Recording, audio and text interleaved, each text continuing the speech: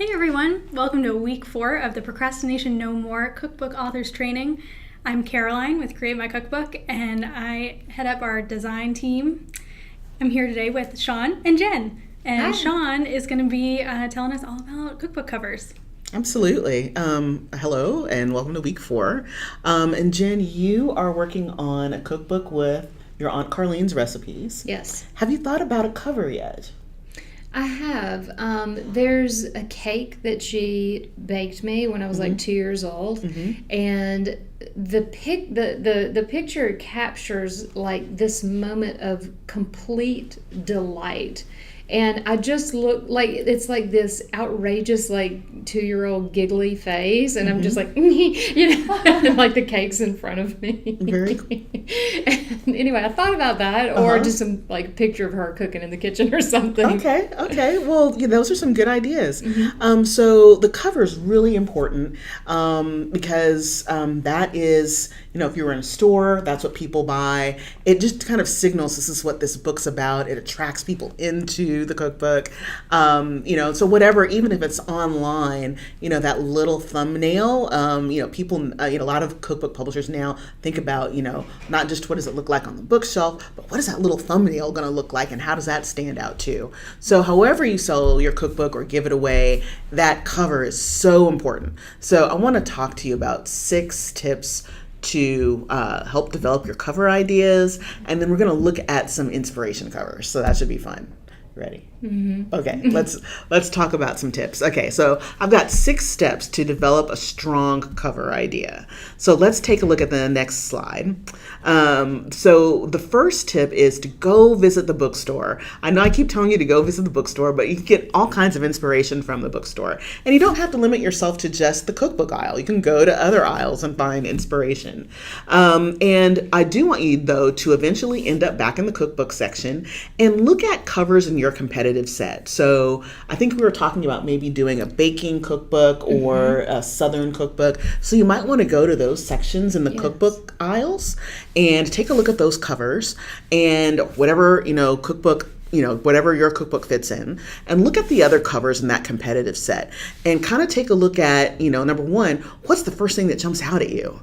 And then kind of take a look at, what kinds of covers are there? What different styles are there? What kinds of bindings are they using? Are they using soft cover or hard cover or spiral?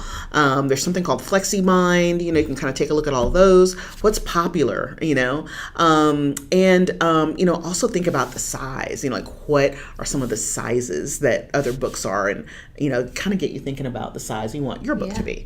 All right, so let's take a look at the next. Then after you get all that inspiration, go brainstorm. So you've got all these great ideas, go home and just start brainstorming. You might jot down a list. You might find some inspiration photos and put together a little board. We'll talk about that later. But just get some ideas together. And then I usually let it rest for a day or two, just kind of step back away from it. And then step 5 is to evaluate your ideas. So kind of take a look at what jumps out and what doesn't, and what you think has some potential.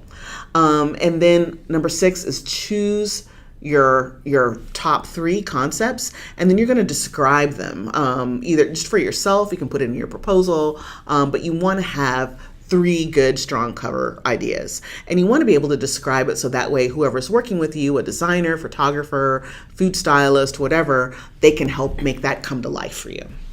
So let's take a look at some inspiration covers.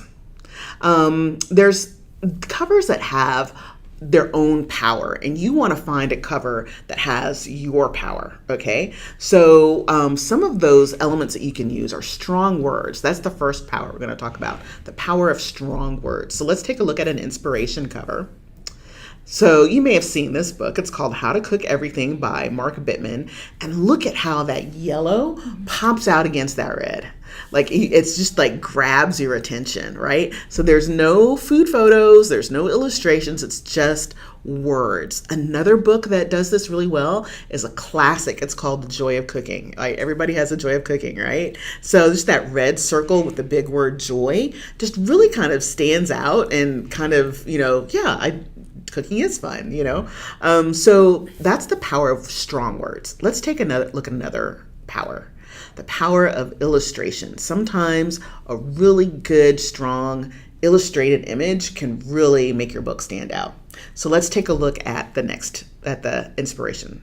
So this is a book called The Silver Spoon, and you can see it just has that illustration of that spoon right in the middle, and it jumps out, right? It's against that red, it's a singular image, it just has this strong like spoon, So there are a lot of covers like that. So that's another way you can do it. Another one is the power of celebrity. So let's take a look at the inspiration. And I think this might be a power for you because you mentioned about maybe Aunt Carlene on the cover. Okay, so let's take a look at an inspiration here. Here's someone everybody recognizes, right? The Barefoot Contessa, Ina Garten, right? And anytime she does a cookbook, it's at the top of the bestsellers list, right? Her image now is so iconic that she doesn't need to put really food on the cover. It's really about her.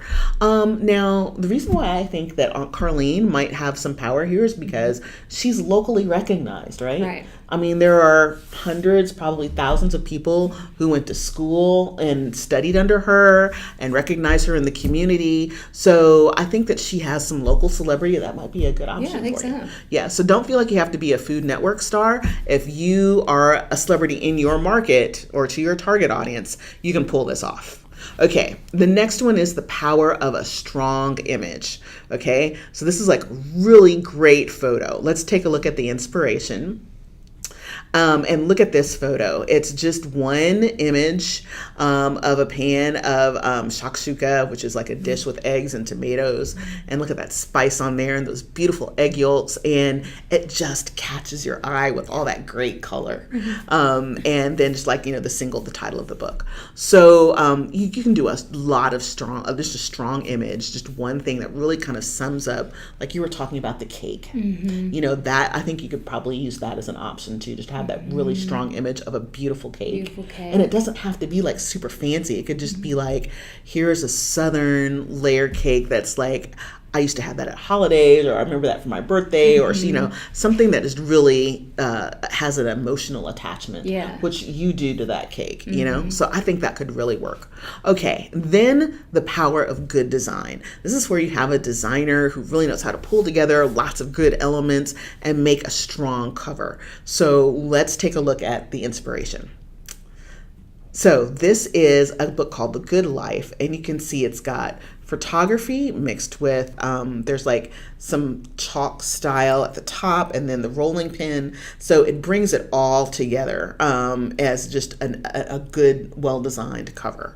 So that are all the options, the ways to think about your cover. Yeah. So does that give you some ideas? Definitely. Yeah. Definitely. So I think we've got like, the cake that you talked about, maybe something with Aunt Carlene in the kitchen, maybe she's got her little kitchen pose, Yeah, right. Something like that. Yeah. If there are any like elements that people used to see her in the kitchen with in school, maybe those are out on the counter or something like that. And maybe you could do like, one of the other ones, like strong words or really good illustrated image or something. Yeah. So totally. I think you've got some good options. Do you think so? Yeah, absolutely. All right. So that's how to think about approaching your cover. Carolyn is going to come on later and talk to you about design and how to use design with Create My Cookbook.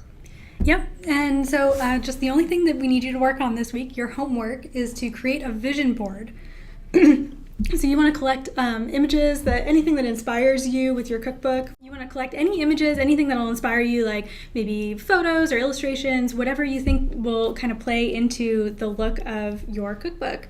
So that's your homework, and just check your email for tips and more information.